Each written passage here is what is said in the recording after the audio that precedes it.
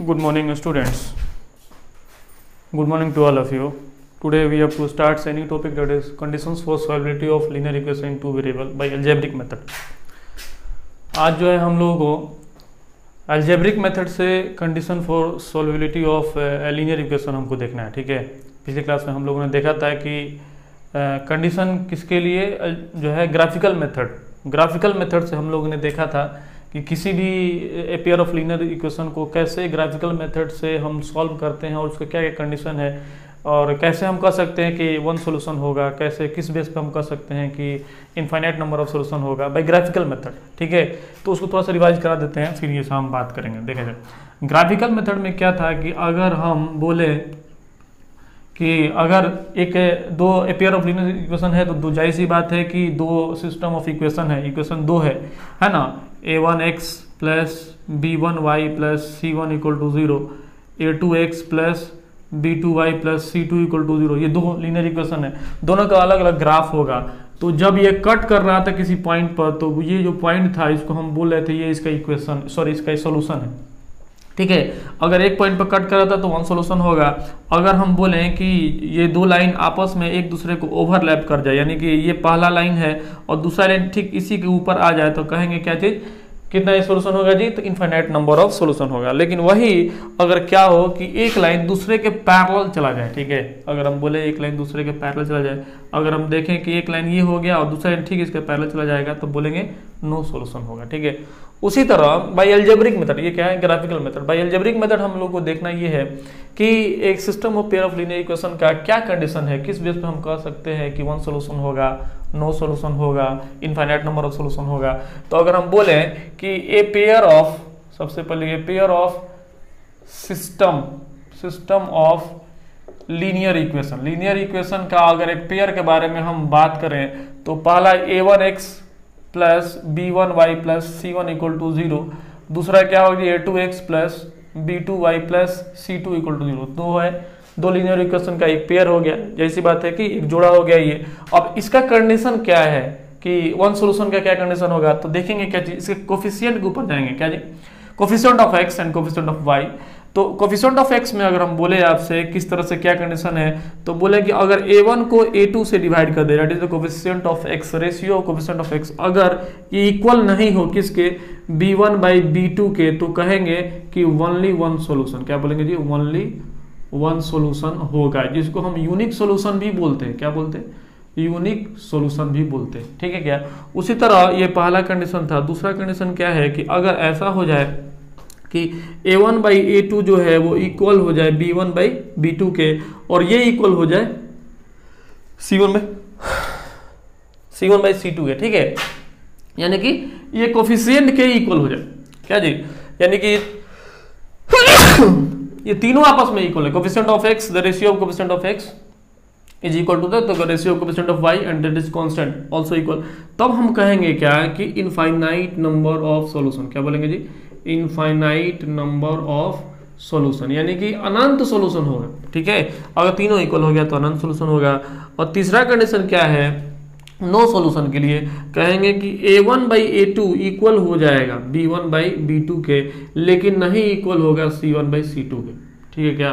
तो ऐसा जब होगा, जब दो इक्वल हो जाएगा लास्ट में इक्वल नहीं होगा तो बोलेंगे नो सॉल्यूशन। ये वही वाला कंडीशन है जब दो लाइन पैरेलल हो जाता है, ये वाला कंडीशन है नो सॉल्यूशन के लिए, ठीक है। और ये किसके लिए, इनफाइनाइट सॉल्यूशन, ये वाला कंडीशन है इनफाइनाइट सॉल्यूशन के ओवरलैप। और ये वन सॉल्यूशन किसके लिए, ये वाला कंडीशन है, ठीक है। तो ये था ग्राफिकल मेथड और ये क्या जाए अलजेब्रिक मेथड, ठीक है। तो ये ग्राफिकल मेथड पिछले क्लास में हम डिस्कस कर चुके हैं, इसलिए इसको हम मिटा देते हैं, ठीक है। तो आप जो है इसको नोट कर लीजिए, किसको जी, अलजेब्रिक मेथड को, इसको नोट कर लीजिए। इसी के बेस पे आज एक्सरसाइज 3D हमको सॉल्व करना है, ठीक है। एक्सरसाइज 3D को आज सॉल्व करना है, इसी के बेस पे इसको आप नोट कर लीजिए। चलिए इसको हम मिटा देते हैं।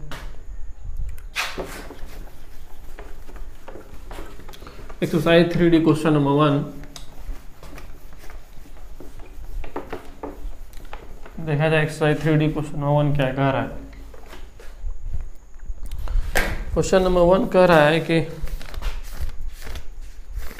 So that each of the following system equation has unique solution and solve it. बता रहा है कि आपको शो करना है, क्वेश्चन थोड़ा देखा जाए क्या कर रहा है। बोला है कि show show that each of the following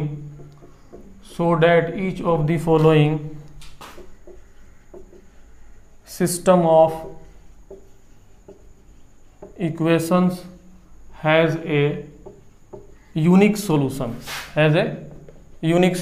and solve it। बोला है कि इसको आप सॉल्व भी कीजिए, ठीक है। आपको शो कर देना है कि ये सिस्टम ऑफ इक्वेशन के पास जो है यूनिक सोल्यूशन होगा। क्या जी बोल रहा है कि यूनिक सोल्यूशन होगा, यूनिक सोल्यूशन आपको शो करना है, ठीक है। और इसके बाद से उसको सॉल्व भी करके दिखाना है, यानी एक्स और वाई की वैल्यू को निकालना है। क्वेश्चन नंबर 1 बोल रहा है कि 3x + 5y = 12 and 5x + 3y = 4, ठीक है। ये दो इक्वेशन है, 3x + 5 = 12, 5x + 3y = 4। तो ऐसे इक्वेशन है हमारे पास, दो इक्वेशन है और इस इक्वेशन में हमको बोल रहा है कि आप शो कीजिए कि यूनिक सोल्यूशन है। तो हमको सबसे पहले फॉर्मूला पे जाना होगा कि यूनिक सोल्यूशन के लिए कंडीशन क्या है ना। बोलेंगे फॉर यूनिक सोल्यूशन, है ना जी, for unique solution. Unique solution के लिए कंडीशन क्या है? यूनिक सोल्यूशन कंडीशन ये है कि a1/a2 जो होगा नहीं इक्वल होगा b1/b2 के। याद कीजिए वो फॉर्मूला, ठीक है। तो a1 that is coefficient of x, यानी कि 3/5 नहीं इक्वल होगा 5/3 के। देख लीजिए क्या ऐसा हो सकता है क्या कि 3/5 जो है ये 5/3 के इक्वल हो सकता है? कभी नहीं हो सकता है। तो ये हम लोगों ने देखा कि ये सेटिस्फाई कर रहा है इस फॉर्मूला को, तो हम इस बेस पे कह सकते हैं, हेंस हम कह सकते हैं कि इट हैज यूनिक सॉल्यूशन। इस बेस पे हम कह सकते हैं कि इसके पास क्या है जी, यूनिक सॉल्यूशन है। अब क्वेश्चन फिर आगे कह रहा है कि शो करने के बाद से बोल रहा है कि आपको सॉल्व भी करना है, इस इक्वेशन को सॉल्व करके दिखाना है, एक्स और वाई की वैल्यू निकालना है। तो अगर हम बोलें कि ये इक्वेशन 1 है और ये इक्वेशन 2 है, तो हम क्या कहेंगे कि इस इक्वेशन 1 में हम अगर मल्टीप्लाई कर दें 5 से और इसमें अगर 3 से मल्टीप्लाई कर दें, ठीक है। इसमें पहला वाला में किससे मल्टीप्लाई 5 से, इसमें 3 से, तो 5 3 = 15 और 3 5 = 15 हो जाएगा। इससे हमारा काम हो जाएगा।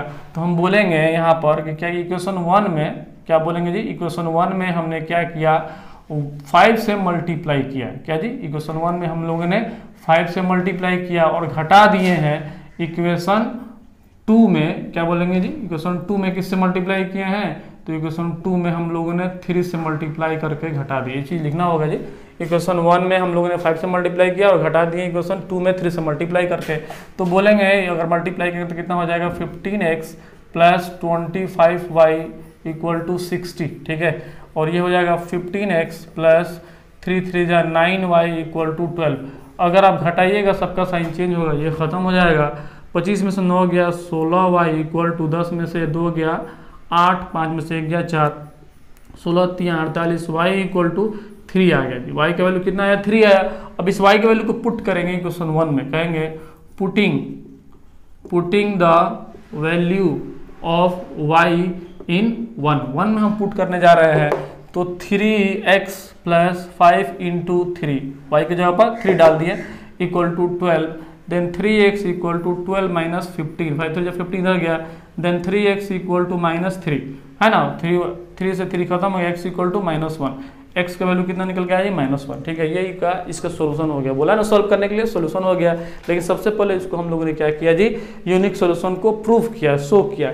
एक चीज़ में ध्यान देने की जरूरत है, वो क्या चीज़, इसको आप स्टैंडर्ड इक्वेशन में कन्वर्ट कर लीजिएगा आपको वेरीफाई करने से पहले, यानी शो करने से पहले। यहाँ पर हम लोगों ने इसको स्टैंडर्ड इक्वेशन में जो है कन्वर्ट नहीं किया, फिर भी हम लोग काम बन गया क्योंकि इसका ज़रूरत हमको नहीं पड़ा है। हम इन्हीं दोनों से काम कर लिए यहाँ पर, लेकिन जब स्टैंडर्ड इक्वेशन में कन्वर्ट करेंगे तो ये चीज़ इधर चला जाएगा तो -12 हो जाएगा और ये चीज़ इधर जाएगा तो -4 हो जाएगा, इधर 0 इधर 0 हो जाएगा, ठीक है। हम अगले क्वेश्चन में देखते हैं। उसी तरह से देखा जाए क्वेश्चन नंबर 1 था ये, है ना। उसके बाद से बोल रहा है कि क्वेश्चन नंबर 4 को find the value of k for which of the following, ठीक है। देखा जाए इसमें k का वैल्यू निकालना है। क्वेश्चन नंबर 4 को देखा जाए, इसको मिटा देते हैं। क्वेश्चन नंबर 4, क्वेश्चन नंबर 4 क्या कह रहा है, इसको देखा जाए। क्वेश्चन नंबर 4 में देखा क्या बोल रहा है कि फाइंड करने के लिए बोला find the value of k, बोला find the value of k for which each of the following system of equation, each of the following system of equations has a unique solution. ये जो भी solve हो रहा है कौन सी exercise का है जी? एक्सरसाइज ये 3D का है, ठीक है क्या? एक्सरसाइज 3D का है ना? और ERS वाला एक्सरसाइज 3D का है। चलिए क्वेश्चन नंबर 4 को देखा जाए। क्वेश्चन नंबर 4 क्या कर रहा है? क्वेश्चन नंबर 4 में बोल रहा है कि 2x प्लस 3y माइनस में 5 equal to 0, kx minus 6y minus 8 equal to 0, ठीक है। बोल रहा है question number 2x plus 3y minus में 5 इक्वल टू 0, kx माइनस में 6y माइनस में 8 इक्वल टू 0। देखा जाए क्वेश्चन कह रहा है कि आपको क्या करना है? Find the value of k का वैल्यू निकालिए। जो इक्वेशन है इसमें देखिए k यहाँ पर है, इस k का वैल्यू को निकालना है, यानी कोएफिशिएंट ऑफ x निकालना है। और बोला है for each of the following system of equation has a unique solution. किसके लिए? यूनिक सॉल्यूशन के लिए आपको k का वैल्यू निकालना है, ठीक है। यूनिक सॉल्यूशन के लिए, यानी कि वन सॉल्यूशन के लिए आपको k का वैल्यू निकालना है। तो क्या करेंगे? जैसे कि हमको पता है कि सबसे पहले इसको क्या करना है जी? इसको जो है स्टैंडर्ड इक्वेशन में लाना है, यानी कि a1x plus b1y, a1x plus b1y plus c1 equal to 0, a2x plus b2y plus c2 equal to 0। तो ये चीज़ c1 c2 जो है ये इक्वल टू के इधर है, ये इसमें भी ऑलरेडी इधर है। अगर ये इधर होगा तो इसको इधर ला करके काम करेंगे, ठीक है, इसीलिए इसको हमने लिखा है। अब देखा जाए तो हमको क्या करना है कि यूनिक सोल्यूशन के लिए कंडीशन क्या लिखेंगे? For unique solution, unique solution के क्या कंडीशन है? For unique solution, unique solution condition ये है कि a1 बाई a2 इक्वल नहीं होगा b1 बाई b2 के, ठीक है। तो इस फॉर्मूला को लिख भी सकते हैं, नहीं भी लिख सकते हैं, डायरेक्ट यहाँ से भी कर सकते हैं। यानी x जो है ये नीचे आ जाएगा, ये चीज़ें x अलाइन हो जाएगा ना, x के नीचे x, y के नीचे y, ऐसे कर लेंगे। सबसे पहले सेट कर लेंगे ताकि बनाने में आसानी होगा। तो बोलेंगे 2/k does not equal to 2/k 3/-6, ठीक है क्या? 3 जो है कोएफिशिएंट ऑफ y है, -6 साइन के साथ लेंगे हम। तो यानी k का वैल्यू यहाँ से निकल के आएगा आपको। अगर आप निकालिएगा तो 3k इक्वल नहीं होगा 2 इंटू में -6 के, 2 इंटू में -6 के, ठीक है। 3k नहीं इक्वल होगा, देन k नहीं इक्वल होगा किसके? तो 2 इंटू में -6 डिवाइडेड बाई 3, 3 2 जा 6, ठीक है क्या? देन k जो है इक्वल नहीं होगा -4 के, 2 2 जा 4।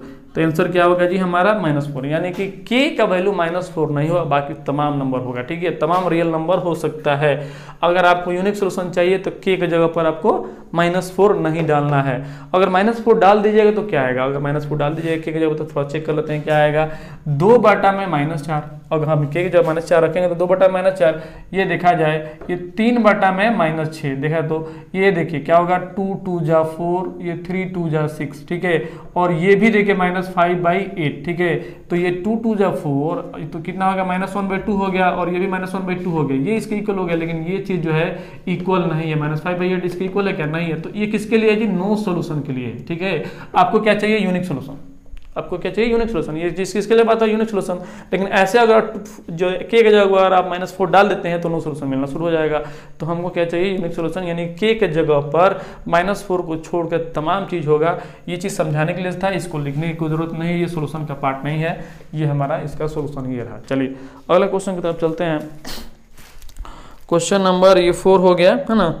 क्वेश्चन नंबर इसमें का हम एक और क्वेश्चन कर रहे हैं, क्वेश्चन नंबर 9, ठीक है।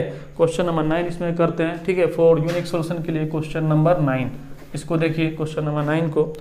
क्वेश्चन नंबर 9 में क्या कह रहा है इसको देख लीजिए। बोला है कि kx plus 3y equal to k minus 3 equal to k minus 3, ठीक है। उसके बाद से बोल रहा है 12x plus ky equal to k, ठीक है। ये दो इक्वेशन दिया हुआ है, kx प्लस में 3y इक्वल टू में k माइनस 3 और 12x plus ky equal to में k, ठीक है। ये चीज दिया हुआ है और इसमें k का वैल्यू फाइंड करने के लिए बोला है। इस क्वेश्चन को हमने इसलिए उठाया क्योंकि देखिए जी k यहाँ भी है, k यहाँ भी है, k यहाँ भी है, k यहाँ भी है, चारों तरफ के। उसमें सिर्फ एक जगह k था, इसमें 4 जगह k है और इसमें k का वैल्यू को फाइंड करने बोला। किसके लिए?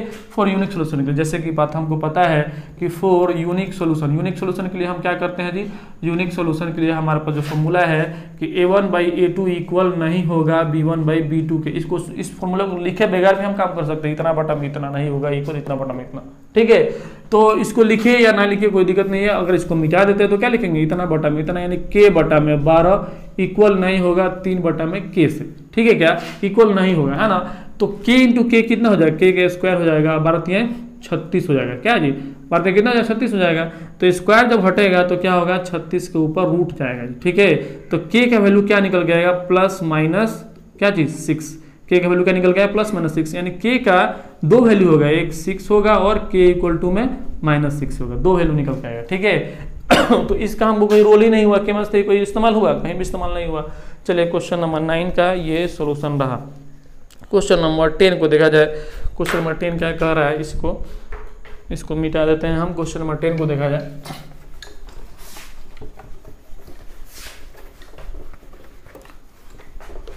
क्वेश्चन नंबर 10 को देखिए। क्वेश्चन नंबर 10 क्या कह रहा है। क्वेश्चन नंबर 10 बोला है कि show that the system equation has infinite number of solution. बोला है कि show that the system of equation has infinite number of solution, ठीक है। वो शो करने के लिए बोला है कि जो इक्वेशन दिया हुआ है उसका इनफाइनाइट नंबर ऑफ सॉल्यूशन होगा। तो इक्वेशन क्या दिया हुआ है, 2x minus 3y equal to 5। उसके बाद दिया हुआ है 6x minus 9y equal to 15, ठीक है। 2x माइनस में 3y equal to 5, 6x minus में 9y इक्वल टू 15। अब देखा जाए क्या है कि इसमें बोल रहा है कि आपको शो कीजिए, क्या शो कीजिए जी, इनफाइनाइट नंबर ऑफ सॉल्यूशन होगा। जैसे कि आपको पता है इनफाइनाइट नंबर ऑफ सॉल्यूशन के लिए क्या हमारे पास कंडीशन है, for infinite number of solution, ठीक है। अगर इनफाइनाइट नंबर ऑफ सॉल्यूशन के लिए कंडीशन हम बोले तो a1 बाई a2 तीनों के तीनों इक्वल हो जाता है, क्या जी, a1 बाई a2 किसके इक्वल हो जाएगा, b1 बाई b2 के, और ये किसके इक्वल हो जाएगा, c1 बाई c2 के। तो a1 बाई a2 यानी कि ये 2/5। अब इससे पहले क्या काम करना पड़ेगा, हमको इसको स्टैंडर्ड इक्वेशन में लेके आना पड़ेगा। जैसे कि हम पहले ही बात कहे थे कि इसको स्टैंडर्ड इक्वेशन में लेके आना होगा, यानी कि इसको 2x माइनस में 3y माइनस में 5 इक्वल टू 0, इसको इधर लेके आएंगे तभी तो काम करेगा। हमारा स्टैंडर्ड इक्वेशन क्या है, हमारे पास जो इक्वेशन था standard equation a1x plus b1y plus c1 equal to 0। इसमें देखिए c1 जो है इक्वल टू इधर था, इसलिए इसको भी इधर लेके हमको आना पड़ेगा, ठीक है। तो 6x माइनस में 9y माइनस में 15 इक्वल टू 0। तो अब यहाँ से क्या करेंगे, अब इस इक्वेशन से लेन देना है, इसका नहीं लेन देना है, ठीक है। 2/6 इक्वल टू में -3/9 -3/9, ठीक है, इक्वल टू में -5/-15, ठीक है क्या। तो ये 2 3 जा 6, 3 3 जा 9, ठीक है क्या। यहाँ पर -9 है जी, है ना, इसको ध्यान देना होगा। तो माइनस प्लस हो जाएगा, ये माइनस प्लस हो जाएगा, और 5 3 जा 15, क्या हमको नजर आया जी, 1/3 इक्वल टू 1/3 इक्वल टू 1/3। ये तीनों के तीनों इक्वल हो गया। तो हेंस इस बेस में हम कह सकते हैं कि ये चीज इक्वल हो गया, सेटिस्फाई हो गया। इस बेस में कह सकते हैं हेंस में कह देंगे it has infinite number of solution, ठीक है। इसके बाद हम कह सकते हैं ना जी, जब हमारे पास ये कंडीशन फॉलो हो गया तो कह सकते हैं it has infinite number of solution, ठीक है। क्वेश्चन नंबर 10 हो गया। क्वेश्चन नंबर 11 को थोड़ा देखा जाए। क्वेश्चन 11 क्या कर रहा है, क्वेश्चन नंबर 11 बोल रहा है, क्वेश्चन नंबर 11 में कि show that the system of equation has no solution. बोल रहा है कि शो कीजिए आप। क्वेश्चन नंबर 11 में बोल रहा है कि आपको शो करना है, शो दैट क्या शो करना है, the system of equation has no solution, ठीक है। बोल रहा है नो सॉल्यूशन, इसको आपको शो करना है कि आप बता दीजिए कि इसमें जो है कोई सॉल्यूशन नहीं होगा। तो क्या है, बोल रहा है 6x plus 5y equal to 11 है। उसके बाद क्या है जी, 9x plus 15/2y equal to में 21, ठीक है, 21। बोला है 6x plus 5y equal to में 11, 9x plus 15/2y equal to में 21। जैसे कि आपको पता है कि सबसे पहला काम क्या है, इसको स्टैंडर्ड इक्वेशन में लेकर कन्वर्ट करना। Then 6x plus 5y minus 11 equal to 0 हो जाएगा। ये 9x माइनस 15/2 प्लस में है ना, 15/2 y माइनस में 21 equal to 0। For no solution, no solution condition क्या है, तो बोलेंगे कि फॉर नो सोल्यूशन लिखना है, फॉर नो सॉल्यूशन, ठीक है। नो सॉल्यूशन कंडीशन क्या है कि a1/a2 जो है वो इक्वल हो जाएगा b1/b2 के, लेकिन नहीं इक्वल होगा c1/c2 के। तो a1 बोले तो 6/9 इक्वल है हो जाएगा क्या, 5/15/2 के, 5/15/2 के, और ये क्या नहीं इक्वल होगा -11/-21 के, माइनस माइनस प्लस हो गया। अब थोड़ा देख लेते हैं क्या होता है यहाँ पर। 3 2 जा 6, 3 3 जा 9, तो ये 2/3 हो जाएगा। उसके बाद से ये 5 इंटू में 2/15 हो जाएगा, ठीक है। तो 5 3 जा 15, और ये नहीं इक्वल होगा 11/21 के, यानी कि 2/3 नहीं इक्वल हो जाएगा क्या 2/3 के। देखिए तो 2/3 आ गया क्या, लेकिन देखिए ये 11/21 कभी भी इक्वल नहीं होने वाला है। तो हम इस बेस पे कह सकते हैं, दो सामने वाला इक्वल हो गया, लास्ट वाला इक्वल नहीं हुआ, तो हम इस बेस पे कह सकते हैं so it has no solution, ठीक है क्या। इस तरह से हमने इसको देख लिया। क्वेश्चन नंबर 12 को देखा जाए, बोल रहा है क्वेश्चन नंबर 12 में कि फॉर व्हाट वैल्यू ऑफ के, ठीक है, के का किस वैल्यू के लिए। क्वेश्चन नंबर 12 को देखिए क्या कह रहा है, के किस वैल्यू के लिए, इसको देख लीजिए। Question number 12, for what value of के किस वैल्यू के लिए does the system of equations kx plus 2y equal to 5, 3x minus 4y equal to 10, बोल रहा है kx plus 2y equal to 5, 3x minus में 4y equal to 10 हैज़, है ना, बोला है हैव, है ना। पहला में बोल रहा है कि unique solution, a unique solution, बोला ए यूनिक सोल्यूशन, ठीक है। दूसरा में बोल रहा है कि नो सोल्यूशन, ठीक है। दूसरा में क्या बोला जी, नो सोल्यूशन। अब देखा जाए, बोल रहा है के किस वैल्यू के लिए, के का वो वैल्यू बताइए जिसके लिए एक यूनिक सोल्यूशन में मिल जाए और के किस वैल्यू के लिए नो सोल्यूशन भी मिले, ठीक है। तो अगर हम आपसे पूछते हैं कि हमारे पास ये इक्वेशन दिया है, स्टैंडर्ड इक्वेशन में है क्या, नहीं है, स्टैंडर्ड इक्वेशन में नहीं है, तो सबसे पहले इसको क्या करेंगे, kx प्लस 2y माइनस में 5 इक्वल टू 0, स्टैंडर्ड इक्वेशन में लेके आए 3x माइनस में 4y माइनस में 10 इक्वल टू 0, ठीक है। इस तरह से हम इसको स्टैंडर्ड इक्वेशन में लेके आए, और फिर पहला नंबर हमको सॉल्व करना है, कहेंगे फॉर यूनिक सोल्यूशन के लिए, ठीक है।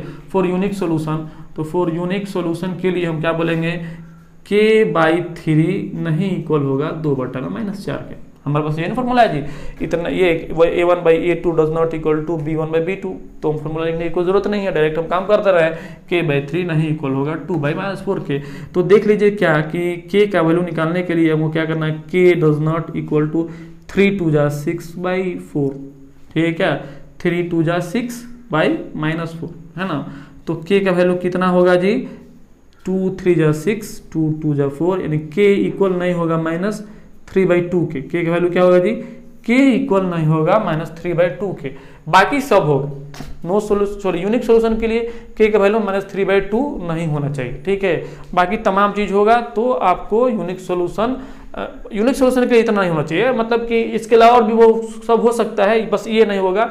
और यूनिक सोल्यूशन आप चाहते हैं तो -3/2 मत रखिए, बाकी तमाम चीज़ रखिए, आपको यूनिक सोल्यूशन मिलेगा। चलिए ये हो गया 1 नंबर। हम बोले आपसे 2 नंबर, सेकंड नंबर के लिए तो बोलेंगे फॉर नो सोल्यूशन के लिए क्या बोलेंगे, तो नो सोल्यूशन एक कंडीशन क्या है, ये चीज़ इसके इक्वल हो जाएगा और ये इक्वल नहीं होगा, तो k/3 इक्वल हो गया, k/3 किसके इक्वल गया जी, -2/-4 के, ठीक है, 2/-4 के। और ये चीज जो है इक्वल नहीं होगा -5/-10 के, ठीक है। तो हमको अब कैसे पता लगेगा कि k का वैल्यू क्या होगा, तो देखिए जी k कहाँ है, इसमें ढूंढेंगे, k इसमें है, इसमें किसमें है, इसमें k है, तो हमको इन्हीं दोनों से मतलब है। अब इससे कोई मतलब नहीं है, अगर k इसमें रहता ना तो इससे मतलब होता, ठीक है, लेकिन k इसमें नहीं है, k इसमें अगर होता तो इससे मतलब होता, या k इसमें होता तो इन दोनों से भी मतलब हो जाता, लेकिन k इसमें है इसलिए हम इन दोनों से मतलब है, तो बोलेंगे k/3 इक्वल टू 2/-4, यानी कि 2 2 जा 4, then k equal to 3/2 minus में, ठीक है, 3 ऊपर गया ना, 3/-2, तो k का वैल्यू -3/2 हो जाएगा, किसके लिए, फॉर नो सोल्यूशन के लिए k का वैल्यू कितना होगा, -3/2, है ना। अगर आप चाहते हैं कि कोई सोल्यूशन बने ही नहीं तो k की जगह पर आप -3/2 डाल दीजिए। अगर चाहते हैं आप कि k का वैल्यू आपको यूनिक सोल्यूशन मिले तो k के जगह -3/2 मत रखिए, बाकी तमाम चीज़ रखिए, ठीक है, आपको यूनिक सोल्यूशन मिलेगा। इसका आंसर आप मिला सकते हैं क्वेश्चन नंबर 12 का। क्वेश्चन नंबर 2 के नॉट इक्वल टू -3/2 एंड के इक्वल टू -3/2। ठीक है, ये बिल्कुल सही है। क्वेश्चन नंबर अब चलते हैं 13 14 एक जैसा है। क्वेश्चन नंबर 15 के पास चलते हैं। ठीक है, क्वेश्चन नंबर 15 नंबर क्या कह रहा है क्वेश्चन, थोड़ा देखा जाए, इसको मिटा देते हैं हम। क्वेश्चन नंबर 15 क्या कह रहा है, क्वेश्चन नंबर 15 से पहले बोला है कि फाइंड द वैल्यू ऑफ के, बोला है कि find the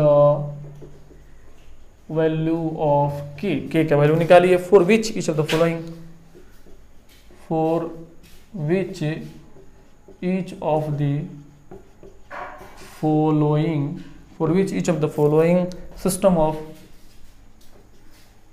of linear equations has an infinite number of solution, infinite number of solution। बोल रहा है कि आपको k का वैल्यू निकालिए, find the value of k का वैल्यू निकालना है आपको, for which each of the following system of linear equation has infinite number of solution, infinite number of solution के लिए आपको k का वैल्यू निकालना है। तो क्वेश्चन थोड़ा देखा जाए, क्वेश्चन बोला, क्वेश्चन नंबर 15 में बोल रहा है कि 2x + 3y = 7 और उसके बाद से k माइनस में 1x है ना, बोल रहा है k माइनस में 1 इंटू x है ना, और प्लस k + 2y = 3k। बोला है 2x + 3y = 7, k माइनस में 1x plus k + 2y = 3k। ये CBSE 2010 में पूछा हुआ क्वेश्चन है। ठीक है, ये 2010 का क्वेश्चन है जी। ठीक है, ये 2010 का क्वेश्चन है। ये क्वेश्चन में बोल रहा है कि आपको k का वैल्यू निकालना है, किसके लिए, इनफाइनाइट नंबर ऑफ सॉल्यूशन के लिए। तो अगर आपसे पूछते हैं कि इनफाइनाइट नंबर ऑफ सॉल्यूशन के लिए कंडीशन क्या है, तो आपसे बोलिएगा for infinite number of solution. Condition क्या है जी, तो बोलिएगा कि इतना बटा में इतना, यानी कि a1/a2 किसके इक्वल होगा जी, b1/b2 के, और इक्वल हो जाएगा c1/c2 के, यानी कि तीनों आपस में इक्वल होगा।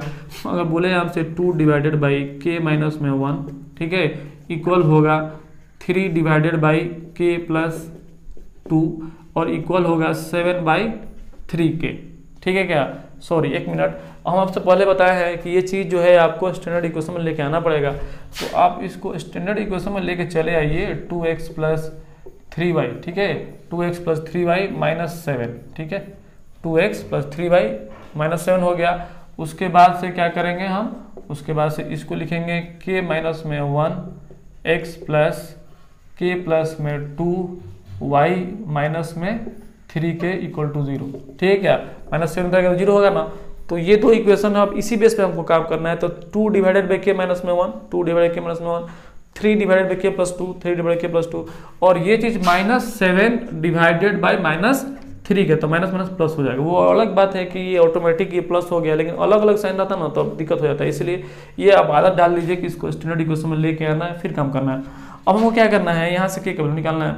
अब देखिए चालाकी ये है कि अगर आप निकालिएगा इन दोनों का इस्तेमाल करके तो क्या होगा, हो सकता है कि जो है आपको मिले जो है आप इन दोनों का इस्तेमाल करके भी निकाल सकते हैं, इन दोनों का इस्तेमाल करके भी k का वैल्यू निकाल सकते हैं, जैसे मैंने वैसे निकाल सकते हैं। चलिए हम क्या करते हैं, इन्हीं दोनों का इस्तेमाल करते हैं और निकालते हैं। चलिए अगर इस दोनों का इस्तेमाल कीजिएगा तो ही बन जाएगा, इसको भी इस्तेमाल किया तो ही बन जाएगा। जब तीनों के तीनों इक्वल है तो कोई दो को इस्तेमाल करके आप निकाल सकते हैं। तो अगर हम 2 को इस चीज़ से मल्टीप्लाई करते हैं तो 2k लिख सकते हैं, क्या 2k + 4 लिख सकते हैं, इक्वल टू में इसको लिख सकते हैं 3k - 3, 3k - 3, देन 2k और माइनस में 3k, 2k माइनस में 3k इक्वल टू -3 और -4 तो चला गया क्या, ये कितना हो जाएगा -k equal to -7, minus minus plus हो गया।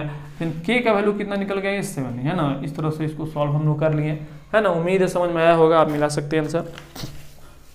क्वेश्चन नंबर 15, क्वेश्चन नंबर 15 का k इक्वल टू -7। ठीक है, अगला क्वेश्चन, क्वेश्चन नंबर चलते हैं हम, क्वेश्चन नंबर कितना लिया जाए, क्वेश्चन नंबर 19 को लेते हैं। ठीक है, क्वेश्चन नंबर 19 को लेते हैं। ये CBSE 2003 में पूछा गया क्वेश्चन है, क्वेश्चन नंबर 19। इसको मिटा देते हैं हम। क्वेश्चन नंबर 19 को देखिए, क्वेश्चन नंबर 19 इसका क्या कह रहा है। क्वेश्चन नंबर 19 बोल रहा है कि k - में 1 x माइनस में y इक्वल टू 5, ठीक है। उसके बाद से बोला है k प्लस में 1x प्लस 1 माइनस में k y इक्वल टू में 3k प्लस में 1, ठीक है।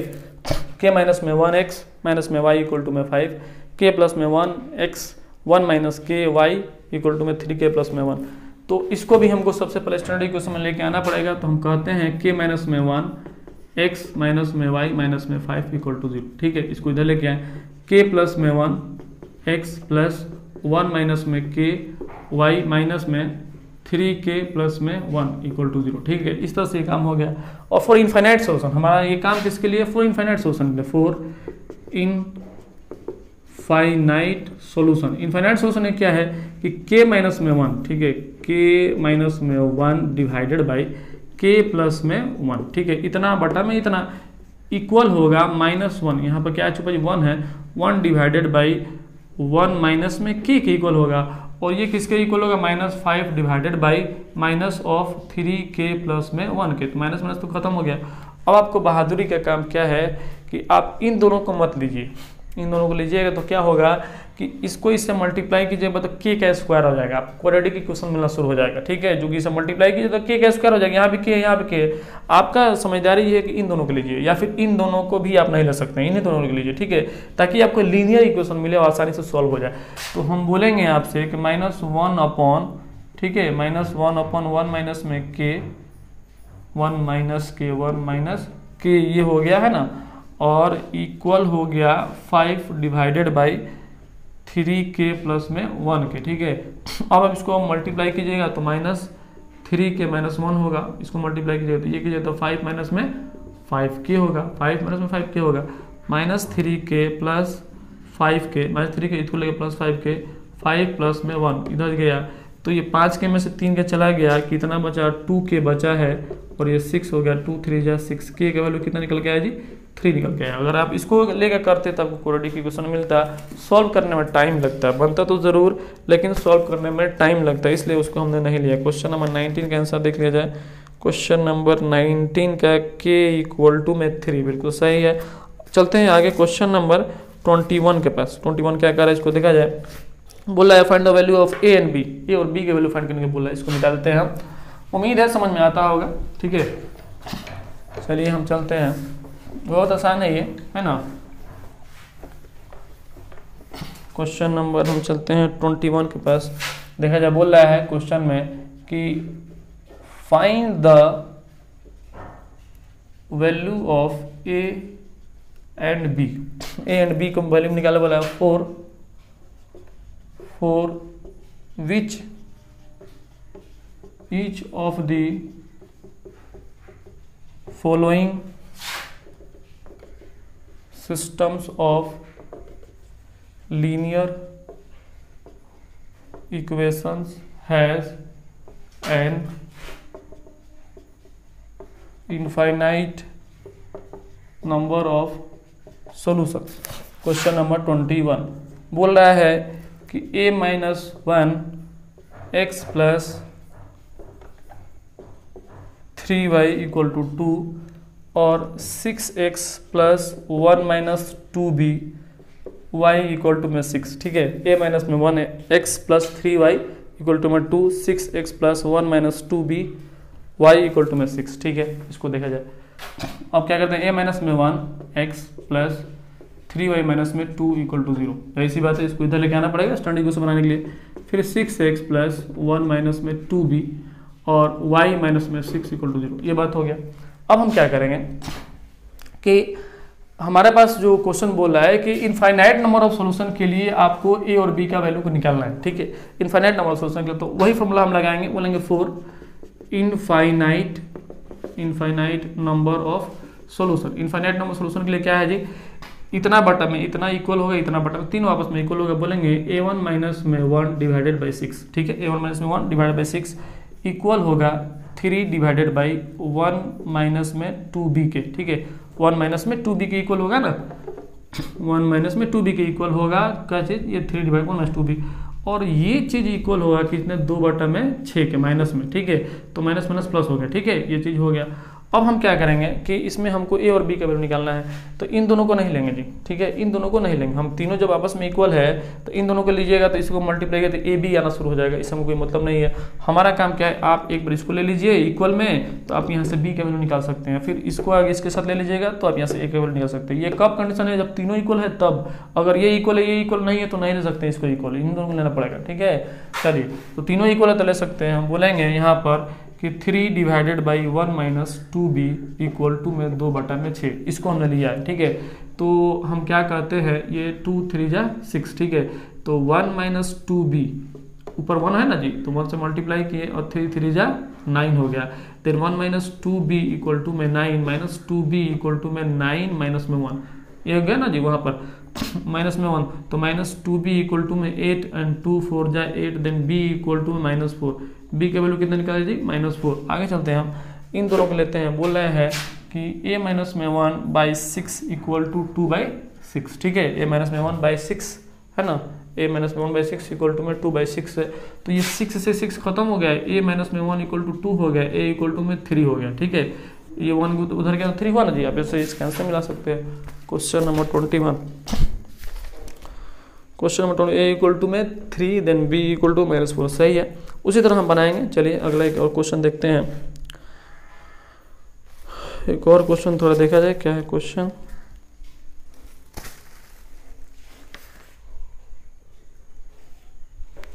क्वेश्चन नंबर इसका 22 तो ऐसे ही है, बन जाएगा 23 है, 24 है, 25 26, ठीक है।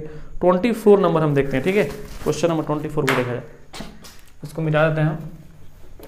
क्वेश्चन नंबर 24 का इसी का देखा जाए क्या कह रहा है। क्वेश्चन नंबर 24 में इसमें बोल रहा है ए और बी का वैल्यू को फाइंड करने के लिए, थोड़ा देखा जाए। क्वेश्चन नंबर 24 कुछ डिफरेंट नजर आ रहा है इसलिए इसको उठाए हम।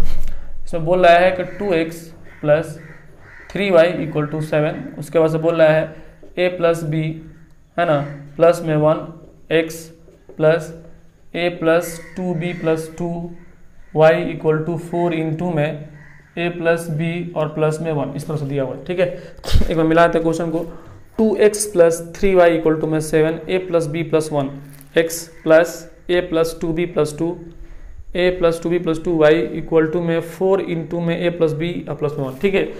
इसको हम क्या करते हैं, सबसे पहले स्टैंडर्ड इक्वेशन में लेके आते हैं, इसको इधर लेके आएंगे, ठीक है। इसको भी इधर लेके आएंगे, हम बोलेंगे 2x प्लस 3y माइनस में 7 इक्वल टू 0, ठीक है। इसको इधर लेके आए है ना, 2x प्लस 3y माइनस में 7। उसके बाद क्या करेंगे, a प्लस में b प्लस में 1, a प्लस में b प्लस में 1 x, ठीक है। इसको उतार दिए। उसके बाद से ये प्लस है तो प्लस a प्लस में 2b प्लस में 2, ठीक है। a प्लस में 2b प्लस 2 और y माइनस में 4 है ना। अब इसको सबको लेके आएंगे तो ना, इस माइनस लेके आए तो इस सब के लिए हमने क्या कर दिया, एक माइनस डाल दिया और ये कितना हो गया, a प्लस में b और प्लस में 1, ठीक है। उम्मीद समझ में आया होगा।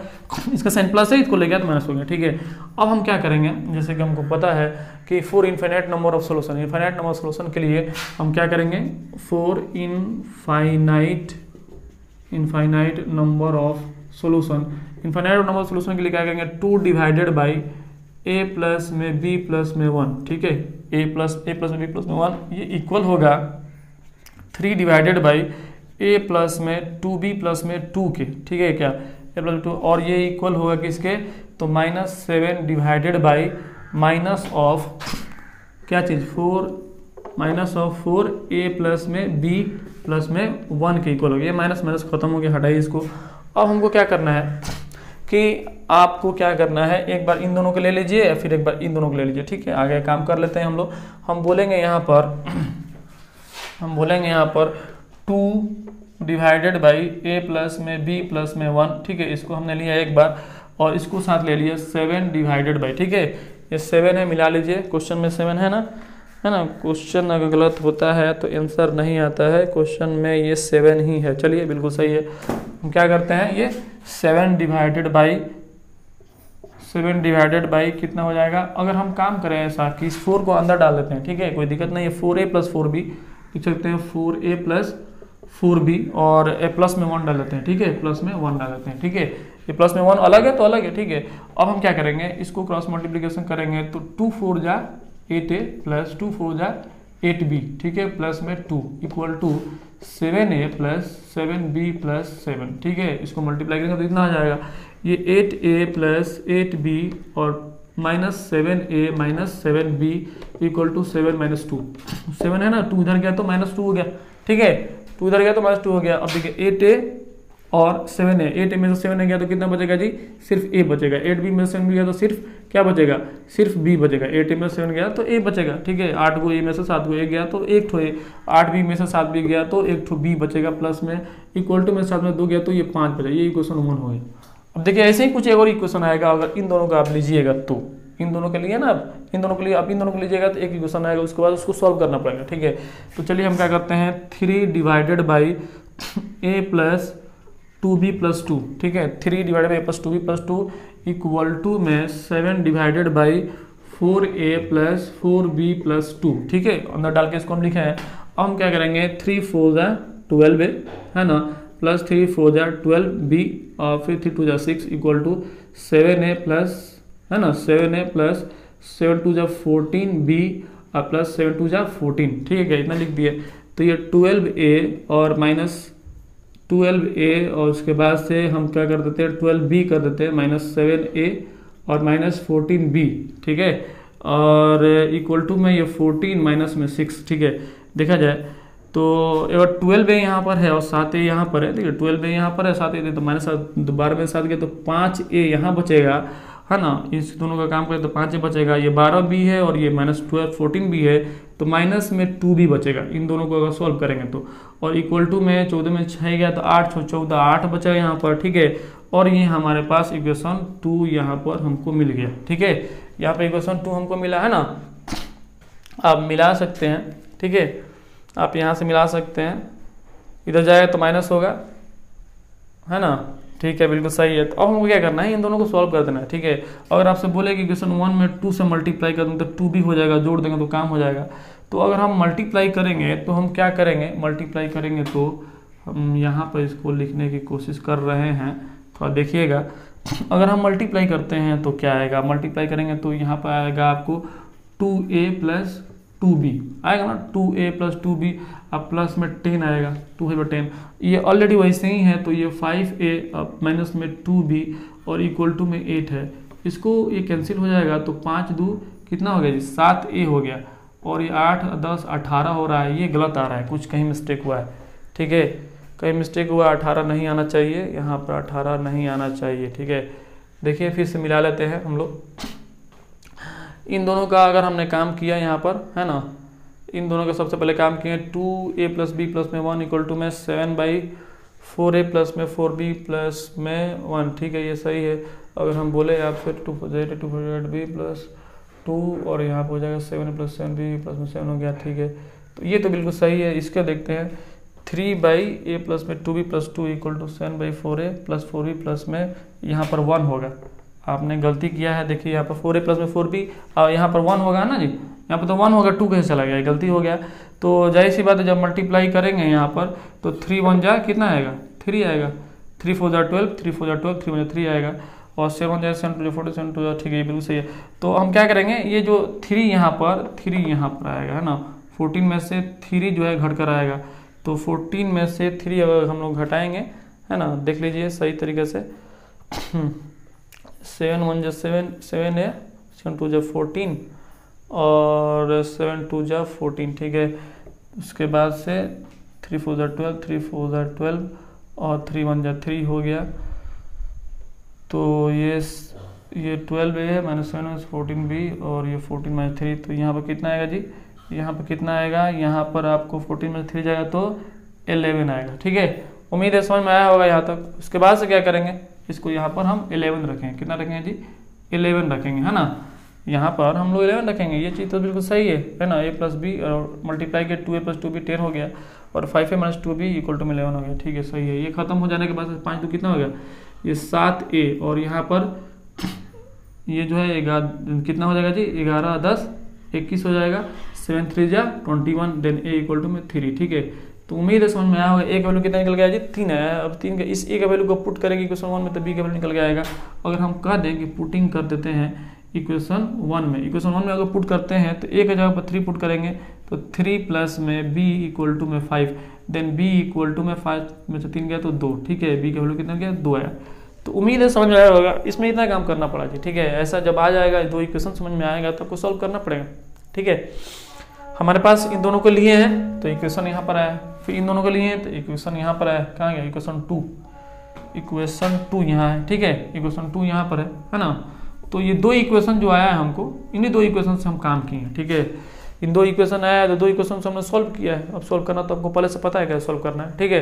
तो यहाँ से सॉल्व करने के बाद ए और बी का वैल्यू निकल के आया है। चलिए, उम्मीद है पूरा समझ में आया होगा। ये बहुत आसान है, बस आपको माइनस प्लस का थोड़ा सा ध्यान देना है और आपका काम आसान होता चला जाएगा। चलिए, क्वेश्चन नंबर 24 कंप्लीट हो गया। अगला चलते हैं क्वेश्चन नंबर 24, 25, 26 इसी तरह इसको छोड़ देते हैं हम। क्वेश्चन नंबर 27 पे चलते हैं, ठीक है। क्वेश्चन नंबर 27 क्या कर रहा है, क्वेश्चन नंबर 27, क्वेश्चन नंबर 27 को देखा जाए। क्वेश्चन नंबर 27, क्वेश्चन नंबर 27 बोल रहा है कि आपको क्या करना है, find the value of k for which each of the following system of equation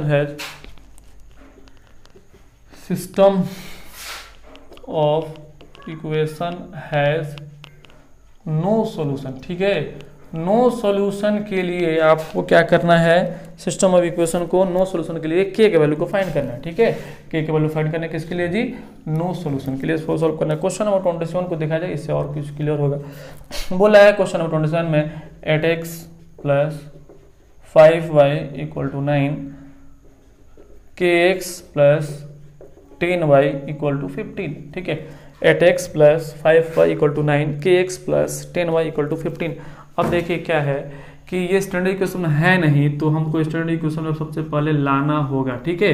ये हो गया इतना, उसके बाद से kx प्लस 10y माइनस में 15 इक्वल टू 0। आपको नो सोल्यूशन के लिए याद कीजिए, a1/a2 does not equal to a1/a2 equal to b1/b2 है ना।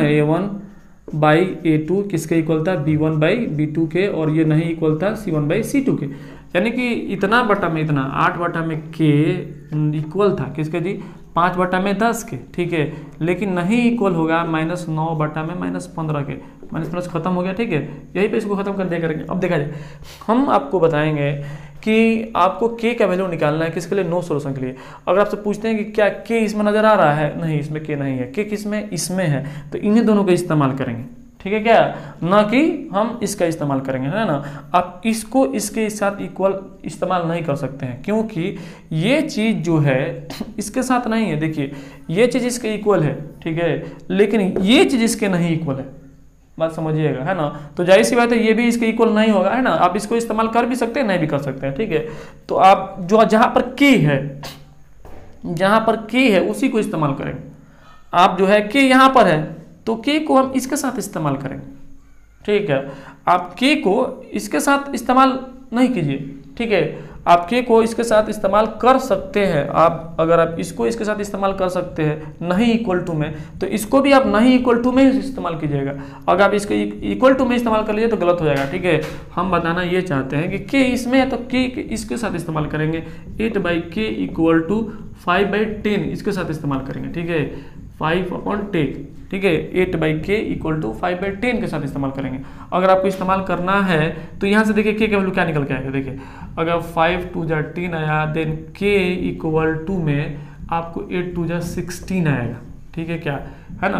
यहाँ पर 1 है ना, k के साथ 1 मल्टीप्लाई 8×16 आएगा, तो k का वैल्यू 16 आएगा, ठीक है। जहाँ पर आपको नो सोल्यूशन मिलेगा, अगर यहाँ पर k का जगह पर 16 डालिएगा तो नो सोल्यूशन मिलेगा। अगर आप ये चीज़ इसके नहीं इक्वल है तो, और ये चीज़ इसको इक्वल है, तो जाहिर सी बात है ये चीज़ भी इसका नहीं इक्वल होगा। तो आप इस्तेमाल करना ही चाहते हैं तो 8/k इस्तेमाल करना चाहते हैं इसके साथ, तो आपको नॉट इक्वल टू के साइन के साथ इस्तेमाल करना पड़ेगा, ठीक है। नॉट इक्वल टू के साइन के साथ इस्तेमाल करना पड़ेगा। ये क्या चीज़ है जी, हाँ, तो 9/15 है, ठीक है। तो आपको इस्तेमाल करना ही चाहते हैं तो 8/k को नॉट इक्वल टू साइन के साथ 9/15 के साथ इस्तेमाल करना पड़ेगा। तो यहाँ से k का वैल्यू अगर निकालिएगा आप, तो ये कितना हो जाएगा, 9 × k इक्वल टू में ये जो है 8 × 15 है ना, 15 8 है 120, ठीक है। Then k does not equal to 120/9, ठीक है। k का वैल्यू नहीं इक्वल होगा 120/9 के, ठीक है। यानी k का जवाब पर अगर 120/9 रखेंगे तो आपको क्या होगा जी, नो सोल्यूशन के लिए k का वैल्यू 120/9 नहीं होगा, बाकी सब होगा, ठीक है। और k इक्वल टू 16 रख दीजिएगा तो भी नो सोल्यूशन मिलेगा, दो आपके आंसर हो सकता है, ठीक है। लेकिन प्रीफर क्या बुक कर रहा है इसको आप देख लीजिए, आंसर में इसको दिया होगा, ठीक है। क्वेश्चन नंबर 27 का देख लेते हैं answer. Question number 27, k equal to 16 सिर्फ इसी को दिया हुआ है, तो हम ये काम नहीं करेंगे, ठीक है। ये भी इसका आंसर है, इसमें कोई जो है दो राय नहीं है कि ये इसका आंसर नहीं, ये भी इसका आंसर है। अगर आप इसके साथ इसको इक्वल नॉट इक्वल टू में इस्तेमाल कर सकते हैं तो जाहिर सी बात है, ये चीज़ इसके इक्वल है तो इसको भी इसके साथ इस्तेमाल कर सकते हैं नॉट इक्वल टू में। तो ये चीज़ आप लिखने से कोई मतलब नहीं है, इसको आप मत लिखिएगा, जो आंसर दे रहा है इसी से मतलब रखिए, है ना, ज़्यादा मेहनत करने की कोई ज़रूरत नहीं है। चलिए क्वेश्चन नंबर 27 कंप्लीट हो गया। क्वेश्चन नंबर हम 29 को देखते हैं, ठीक है। क्वेश्चन नंबर 29, ये जो है क्वेश्चन नंबर 29 को देखते हैं, इसको मिलाते हैं। क्वेश्चन नंबर 29,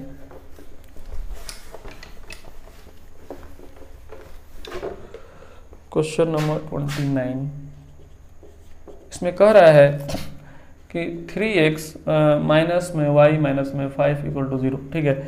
3x माइनस में y माइनस में 5 equal to 0, then 6x minus में 2y प्लस में k इक्वल टू 0, जहाँ पर k का वैल्यू बता रहा है 0 नहीं होना चाहिए, ठीक है। अब देखिए जी, बोला है कि क्वेश्चन नंबर 29 है ना, हम बोला है 3x माइनस में y माइनस में 5 इक्वल टू 0, 6x माइनस में 2y प्लस में k इक्वल टू 0, और k का वैल्यू 0 नहीं होना चाहिए। क्वेश्चन में बोल दिया है कि k का वैल्यू 0 आप नहीं ले सकते हैं, ठीक है। और आपको नो सॉल्यूशन के लिए k का वैल्यू निकालना है, तो लिखेंगे फॉर नो सोल्यूशन, ठीक है। नो सोल्यूशन के लिए आप बोलिएगा कि 3/6 जो है वो इक्वल हो जाएगा किसके जी, -1/-2 के, -1/-2 के, लेकिन नहीं इक्वल होगा -5/k के, ठीक है। यही ना आप कीजिएगा, ऑलरेडी स्टैंडर्ड इक्वेशन में, तो स्टैंडर्ड इक्वेशन करने की कोई जरूरत नहीं है, -5/k हो गया। अब आपको क्या करना है, आप इन दोनों को एक साथ ले लीजिए जहाँ पर k है, या फिर इसको लेना चाहते हैं तो इसको भी इसके साथ ले सकते हैं, लेकिन नॉट इक्वल टू में लेना पड़ेगा आपको, ठीक है। चलिए हम क्या करते हैं, पहले इन दोनों को लेकर बताते हैं। माइनस ये माइनस प्लस प्लस हो जाएगा ना जी, माइनस प्लस प्लस हो जाता है 1.2 not equal to -5/k, then k not equal to -10, ठीक है। k का वैल्यू k इंटू 1 -10 के इक्वल नहीं होगा, ठीक है। लेकिन अगर हम आपसे कहते हैं इन दोनों के साथ में लेते हैं तो क्या होता है, 3/6 नॉट इक्वल टू -5/k, तो देखिए ये k 3k हो जाएगा, 3 में k और नॉट इक्वल टू 6×5 -30, ठीक है।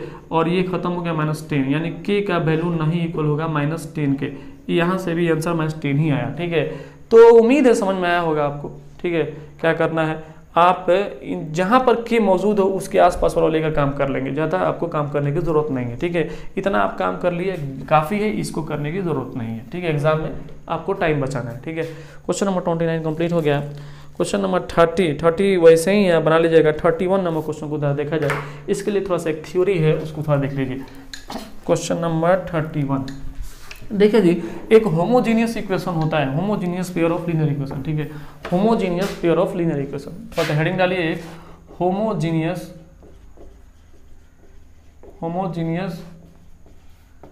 Pair of linear equation. देखिए जी, क्या है कि ये एक छोटा सा टॉपिक है ना, इसको देखना है, ठीक है। Equation homogeneous pair of linear equation, इसमें क्या होता है कि जो a1/a1x प्लस b1y प्लस यहाँ पर c1 होता था ना, वो c1 गायब है, यहाँ से इक्वल टू 0 हो गया, ठीक है। और यहाँ पर a2x प्लस b2y प्लस जो c2 होता था वो c2 गायब है, b2y प्लस c2 जो होता था c2 गायब है। ऐसे ही इक्वेशन को homogeneous pair of linear equation बोलते हैं। इसमें क्या है, दो कंडीशन है। इसमें ये है कि अगर a1/a2 इक्वल नहीं होता है b1/b2 के, अगर a1/a2 नहीं होता है इक्वल b1/b2, तो आपको जो सोल्यूशन मिलेगा ना उसको जीरो सोल्यूशन बोलते हैं। तो क्या बोलते हैं इसको बोलते हैं जीरो सोल्यूशन, ठीक है। जीरो सोल्यूशन इसका नाम रखा गया, जीरो सोल्यूशन। जीरो सोल्यूशन इसका नाम क्यों रखा गया, क्योंकि x का वैल्यू भी 0 मिलेगा और y का वैल्यू भी 0 मिलेगा। अगर आप ऐसे पेयर ऑफ लीनियर इक्वेशन को सॉल्व करते हैं जिसमें ये चीज इसके इक्वल नहीं है, तो गारंटी है कि x के भी वैल्यू भी 0 मिलेगा, y का वैल्यू भी 0 मिलेगा। लेकिन अगर दूसरा कंडीशन बोले कि a1/a2 अगर इक्वल हो जाता है b1/b2 के, अगर इक्वल हो जाता है तो ऐसे को बोलते हैं नॉन जीरो सोल्यूशन। क्या बोलेंगे जी? नॉन जीरो सोल्यूशन बोलेंगे। इसमें क्या है कि x का वैल्यू भी इनफाइनाइट मिलेगा, y का वैल्यू भी इनफाइनाइट मिलेगा, जिसको इनफाइनाइट सोल्यूशन भी बोलते हैं, ठीक है, इनफाइनाइट सोल्यूशन, ठीक है। यहाँ पे इनफाइनाइट सोल्यूशन में मिलेगा या फिर नॉन जीरो सोल्यूशन बोलेगा। अब क्वेश्चन नंबर जो है 19 सॉरी क्वेश्चन नंबर 31 बोल रहा है क्या चीज़? क्वेश्चन नंबर 31 यहाँ पर लिख दे क्या? क्वेश्चन नंबर 31, ठीक है, इसको लिख लीजिए, है ना, इसको लिख लीजिए, मिटा के लिख देते हैं। क्वेश्चन नंबर 31 में बोल रहा है कि find the value of k for which is the equation है non zero solution. Non zero solution के लिए आपको k का वैल्यू निकालना है, तो इसका ये इस्तेमाल करेंगे, ठीक है। चलिए इसको हम मिटा देते हैं, ये छोटा सा टॉपिक था जिसको लिखना ज़रूरी था, इसको हम मिटा देते हैं। अगला क्वेश्चन, क्वेश्चन नंबर 31, ये लास्ट क्वेश्चन है, इसको देख लीजिए। बोला है कि find the value of k for which the system of equations 5x minus 3y equal to 0, 2x plus ky equal to 0 has a non-zero solution. देखिए जी, बोल रहा है कि 5x माइनस में 3y equal to 0, 2x plus में ky equal to 0 के लिए non zero solution आपको बताना है, ठीक है, नॉन जीरो सोल्यूशन। तो नॉन जीरो सोल्यूशन के लिए, जिसको इनफाइनाइट सोल्यूशन भी बोलते हैं, नॉन जीरो सोल्यूशन का दूसरा नाम क्या है? Infinite solution. इसके लिए क्या था कि दोनों सब के सब इक्वल, a1/a2 इक्वल हो जाएगा b1/b2 के लिए, क्या जी।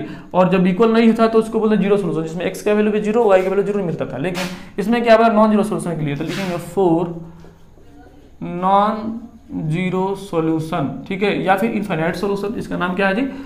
या फिर इनफाइनाइट सॉल्यूशन भी इसको बोलते हैं, इनफाइनाइट सॉल्यूशन, ठीक है, इनफाइनाइट सॉल्यूशन बोलते हैं। तो ऐसे एक को हम बोलेंगे कि a1/a2 इक्वल हो जाएगा b1/b2 के, ठीक है। इसमें c1 का कोई काम ही नहीं है, देख लीजिए इसमें c1 है क्या? जाहिर सी बात है, जब भी नॉन जीरो सॉल्यूशन के बारे में बात होगा, है ना, तो वो होमोजीनियस इक्वेशन इसको कहलाता है, इसमें c1 c2 होता ही नहीं है। तो हम बोलेंगे कि 5/2 किसके इक्वल होगा जी? तो -3/k के इक्वल होगा। देन k को अगर 5k लिखे और -6 लिखे, ठीक है, 5k और इधर कितना लिखे? -3/6। देन k का वैल्यू जो होगा वो क्या आएगा? -6/5। k का वैल्यू क्या निकल के आएगा जी? -6/5। और यही हमारा आंसर हो गया। यानी कि k इक्वल टू -6/5 अगर रख दीजिएगा आप तो आपको क्या मिलेगा जी? नॉन जीरो सोल्यूशन मिलेगा। आप इसका आंसर मिला सकते हैं, -6/5 आंसर बिल्कुल सही है इसका। तो ये एक्सरसाइज 3D कंप्लीट हो गया। अगले चैप्टर में एक्सरसाइज, अगले वीडियो में हम लोग देखेंगे एक्सरसाइज 3E को, जो कि आपको वर्ड प्रॉब्लम बेस्ड क्वेश्चंस है, ठीक है। चलिए, उम्मीद है आप लोगों से कि आप लोगों को समझ में आया होगा, ठीक है। तब तक के लिए शुक्रिया, थैंक यू वेरी मच।